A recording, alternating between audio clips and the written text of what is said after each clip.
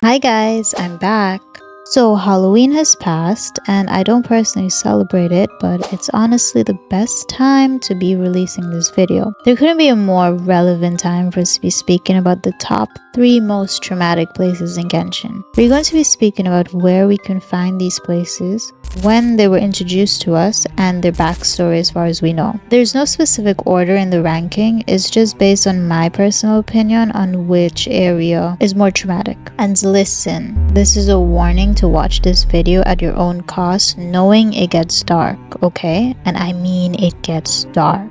Jumping right into it, at number 3 we have Enkanomiya. Now the story for this one goes deep, but we'll try to keep it simple. Enkanomiya was given to us in 2022 in version 2.4 of Genshin. It's found in Tsurumi Island in Inazuma. You have to go through a few number of quests to be able to unlock this place. They all fall under the From Dusk to Dawn in Byakuya's quest. I'm sorry about that mispronunciation. I'm putting the name on the screen so you guys know what I'm talking about. Now while exploring, we get to find out that we're not fully sure of what exactly Teyvat was like before Celestia, but we know that it was ruled by 7 mighty dragons, one for each element. It seems that unlike the Archons, they were not chosen but instead merely evolved to become the absolute strongest example of their kind, making them rulers by default, of course. Now the dragons were ruling, chilling, but then destruction came to them. Basically, the primordial one challenged them after it created the human world and started taking down the dragons one by one. Now naturally, whoever is the strongest is the ruler. So this primordial one became the ruler and the remaining dragons sadly fled away to the seas or the caves. Now here's where things started to go downhill. Due to the human world being created, people were chilling, learning, living, building, and one specific civilization existed off of the coast of what would later become Inazuma, called Byakuya. Yeah, this word. Now because remember the pattern, once Inazuma got introduced, trauma was introduced. So what does this mean for...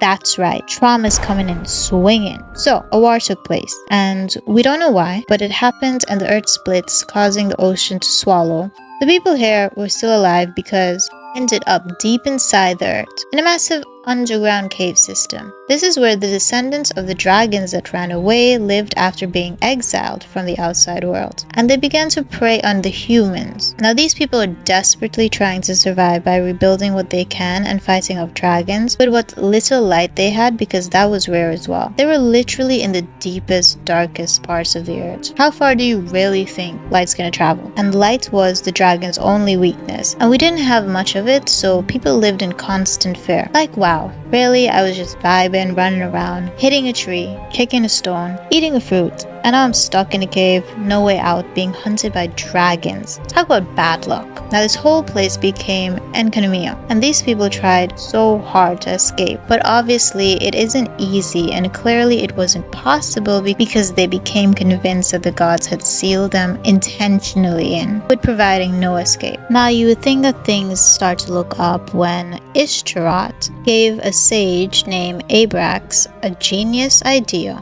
to create an artificial sun called Helios, which was housed in a complex. This sun provided enough light to scare away the dragons, and it also conveniently allowed the mimicry of a day and night cycle in enkanomiya, trying to allow some level of normalcy for the people again. And you're probably like, oh well, how could this be a bad thing not to the guide you need? Well, you were greedy, okay? So the elders saw an opportunity to milk the younger people by creating a religion that they make the rules for, which would give them the power and control over the society. They wanted to worship the Helios as a god, Abrax as a prophet, and establish a religious leader called a Phaeton, or a sunchild who is a kid. With this, anything that went wrong, they would blame it on the sunchild and say that they're displeased or something. You know, the natural mind-washing tactics, so you don't have to take blame. Now the elders knew this kid would grow up and realize I'm being used, because they're gonna want to start thinking for themselves, and if they do that and tell the people, yo, you're being used and controlled by these old people, then the elders lose their power. So they came up with a special ritual that keeps the kid young forever. But you know what that means? the kid was eliminated. Like, please, the amount of greed that has gone to these elders' heads in a place of darkness already is crazy. Like, we just found a way to defeat some dragons, and now instead, your own humans are going to be your next enemy. Like, why must you ruin it? Now, this whole society starts to crumble hard. Everyone in this society became toxic. It's like everyone was stressed and they were just running mad. Logic? Gone. Like, we're literally walking around in a spot where people turned mad and eliminated each other in some way. So these kid rulers were just saying what the elders told them to say. The people caught on that the kids were being used, but instead of doing something about it, they just blamed the kid and said like, you were dumb for being used, and just hated the kids. And like, obviously it's a kid, so how much more sense do you expect them to have? So what level of realization do you want them to have at this age? So after some gaslighting, Abrax dies after he wanted full credit for the sun he created and not wanting to lie to the people anymore about it being a god. His remains were scattered around Enkanomiya. His memory is preserved as a sin shade, a type of ghost caused by a lie-line disorder, generated by people with particularly strong emotions in enkanomiya. Basically, the trauma was so deep in these people that they created a place for ghosts to dwell off of their energies. Now we're going to fast forward to how this place became abandoned physically but still inhabited by trauma. So the people decided, let's experiment on these dragons, as if that was a good idea. The Archon War happened, causing the bindings of enkanomiya to loosen up, and Orobashi managed to actually slip into the cave system.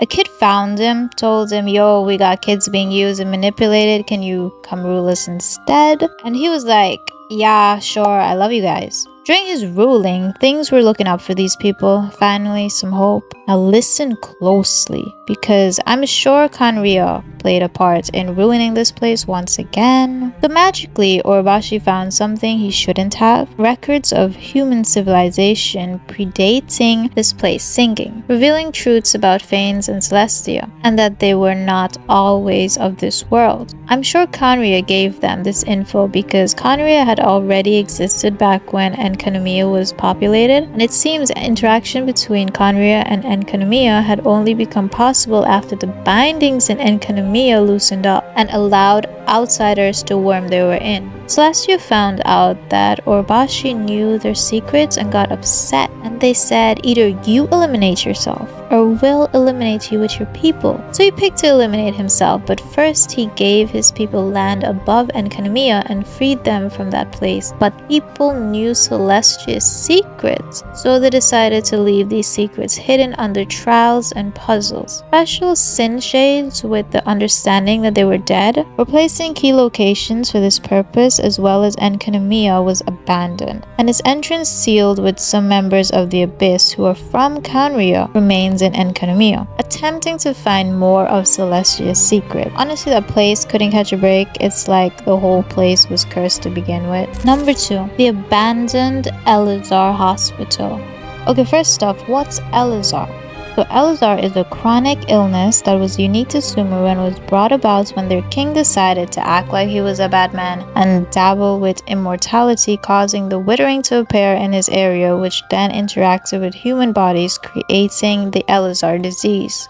While Shifa is a hospital the academia had set up in the desert to treat elezar, the hospital has since been abandoned and sealed up. From their findings, there is no cure for elezar, but progression can be delayed. It's rumored that patients have died here and their souls are still haunting the place.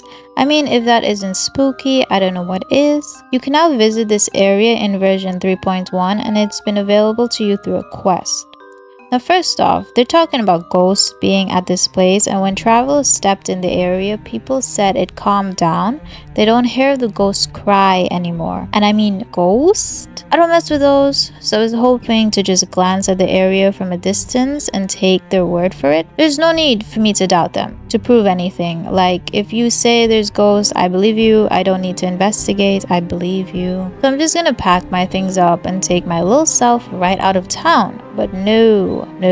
Genshin said, you're gonna see these ghosts today. You're gonna see them, so start walking. And happened so, I decided to stroll the slowest I've ever strolled. On the bright side though, Alhitam joined us for this quest. So a rundown about this place is that the hospital had suddenly closed down, not explained to anyone, and it's believed to be still holding some secrets. This all takes place in a village called Aru in Sumeru, where the village states there were cure elezar patients who escaped from the hospital. Now there are some documents that are left in the hospital stating a record of the condition of the patients, of course, in case of emergency, the physician's name on who to call on that day, the week's meal plan, and items that have some names carved on them, clearly meaning it's theirs, don't touch, sibling vibes. Now there are some sealed away documents stating some patients' conditions and symptoms such as limb immobility, scabs on their bodies, poor appetites, ulcers, and more. And there seem to have been improvements on limb mobility and scabs not returning, but there were side effects, and the doctor put in charge of that patient who caused the improvements has his name blanked out from the document, which is highly suspicious. Now let me just paint a picture here of how serious treatments were at this place, okay? Let me just do a little sprinkle of trauma. I was under the impression that perhaps the main things happening for these treatments were like pills and medication and injection and topical ointments, but no. My poor innocent mind. So there were 4 patients referred to as specimens, and one of them fell into the final stages of elezar. He was brought back to decent recovery by the unnamed doc, and he was given a new skin and a new arm, a new skin and a new arm. Keep that in mind. These people are still human, okay? So let that sink in. These new body parts were taken from specimen 2 and specimen 3, who have already passed on because of another treatment that were being tried on them, and he decided to recycle materials, as if these are not people we are speaking of. Like, how cold-hearted is this? Now you may be wondering, well, not the guide you need, where's specimen 1, the OG? Well, he's already passed on a long time ago. Everyone gone except 1. They were just out here tormenting everyone. Now this place was so bad that specimen 4 kept trying to run away, and luckily he escaped, but this guy went through it to even escape. He left writings on the wall stating that his friends had left him alone to bear suffering on his mind and body, and he couldn't do it anymore. Begging to be free from the wicked doctor. He's begging. This guy dug underground for 6 days over a long distance from the hospital to even make it out to freedom. Clearly the hospital was not a vibe. It was looking more like a prison. And it's just a rumor, but speculations that the unnamed doc behind this place is Datar, this Fatui idiot who looks all nice but is not. I wouldn't be surprised if under that mask he's hiding either the fact that he has advanced stage elezar, or he did something so crazy to his face to try to be an enhanced human. Because according to Tainari, he's the only one who was able to help Kale, and from the fact that specimen 4 is hearing voices about gods like Kale means they were both possibly treated by the same person. So this place possibly closed down because they lost specimen 4, and if the doctor is Dotar, then his aim was never to cure elezar but to be a god by creating an enhanced human, which means these patients were not actually being helped, but they were more so experimented and tortured.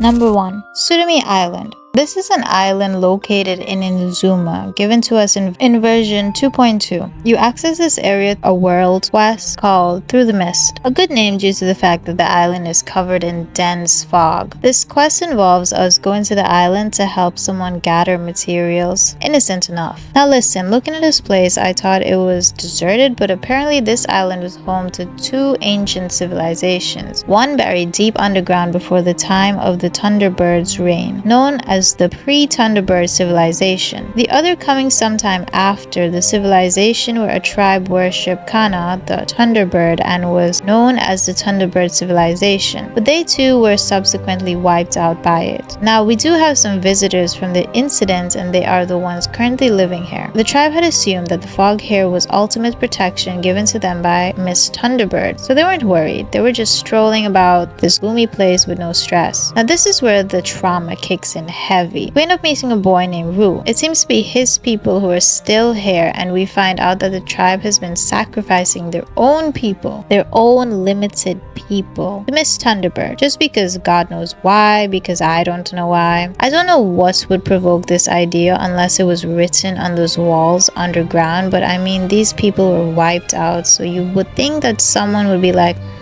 maybe we shouldn't repeat what they used to do. But either ways, they were out here sacrificing anyone at any age, and the Thunderbird didn't really care. It wasn't her vibe. Until one day. Now Miss Thunderbird took some interest in Rue because he sang for her every day, and that was more her vibe. And to be honest with you, when I heard Rue's song, I got all emotional and stuff because that melody really touches your heart. Makes you feel peaceful, gloomy looking place with people just dropping. She became attached to Rue and she took a liking to him, and the priest of that tribe noticed and had the brightest idea of like all the other bright ideas this tribe kept having to sacrifice Rue to the bird. Now first of all, between me and you, we're already seeing how that makes absolutely no sense. Like, this man's a ghost now. How is he supposed to sing for Miss Thunderbird? Like, what would make you think, yeah, let's take away the one thing she's shown some interest in over the years? But anyway, they proceeded to break everyone's heart and sacrifice Rue to the bird, and this made Miss Thunderbird mad, very mad. I mean, obviously. Some tribal priest, like, how come he didn't offer up himself? He's the head man in charge. Now apparently Miss Thunderbird wiped out the entire tribe and got sealed away by Raiden because she was seen as a monster. But I mean, it wasn't Miss Thunderbird's fault. Anyways, it's so unfair how she was just sad and upset. It clearly was the tribal priest's fault. Like, bro developed some brains because he literally ruined the vibe. Now here's where something is wrong in this area. Remember I told you there were two tribes on this island, one before the bird and one during the bird, but now the bird's been locked away since we've been on this island speaking to these people, and we've even spoken to and met Rue, the little boy who was sacrificed and caused the whole tribe to get wiped out. So how is that possible? To even have survivors, and did Rue survive? Well, apparently everyone here in all this fog is merely illusions, basically ghosts stuck roaming around unaware that they've passed. I'm sure since it was all traumatic, they're stuck in a cycle, unacceptable to acknowledge what has happened to them in order to stay calm and sane, which is just spooky but sad. Now Rue has a different vibe to him. Though he's able to interact with us and everyone else new who comes here almost as if he's alive and conscious. And technically the traveler is there to try and stop Rue from being sacrificed again, which leaves me to believe that this place is stuck in a time loop.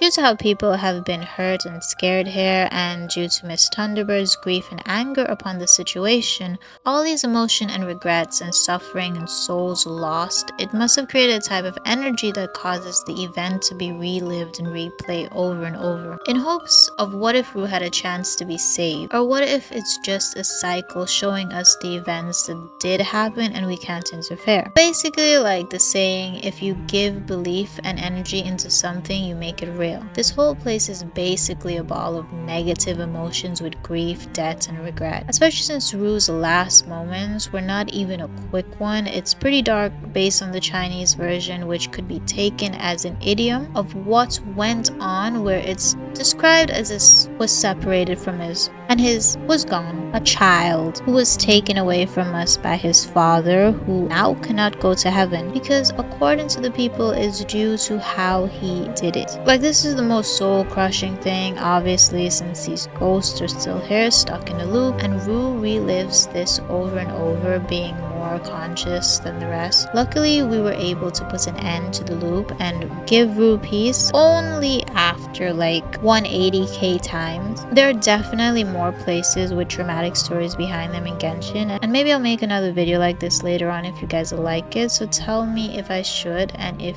you know a few more places, list them in the comments. In the meantime, you guys can check out my video on all the danger characters in Genshin right now, or evaluate Arlecino. Like and subscribe, and see you guys next time. Bye!